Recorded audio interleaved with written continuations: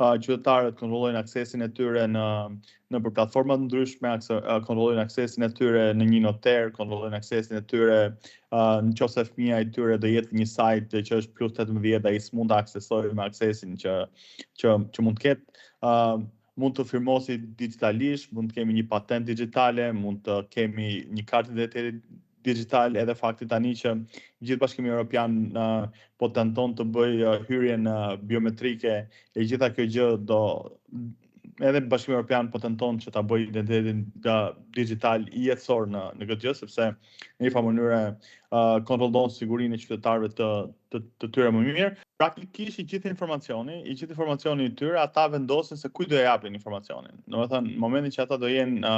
vetë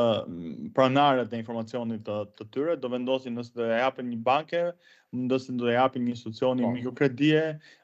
nëse do vendosin që këto të dhënat që i kanë dhënë akses bankët, të ndërpresin aksesin e një bankës për të marrë të dhënat të tyre personale, mund të shkojnë të firmosin digitalisht në një noter, mund të shkojnë të tregojnë policisë patentën e tyre digjitale, ose e njëjta gjë edhe me kartën e identitetit që mund të jetë digjitale dhe ne mund të jemi në wallet. Për shembull shtete si puna e Amerikës, patentën dhe kartën e identitetit e kanë në wallet telefonin siç janë kartat sot të bankave që janë këtu dhe ti vendos telefonin sipër një pajisje dhe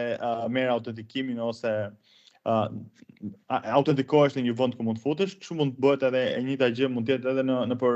institucionet bankare ku ne mund të shkojmë të kryejmë një pagesë dhe nëpërmjet identitetit ton digital që mund ta kemi këtu në këtë wallet, mjafton të banka ta vëmë sipër një pajisje dhe në një farë mënyrë ne tregojmë që jam Tomi Kallanxhi ose firmosim digitalisht një dokument që duhet për të marrë një kredi ose për të bërë një transfer bankare fizikisht.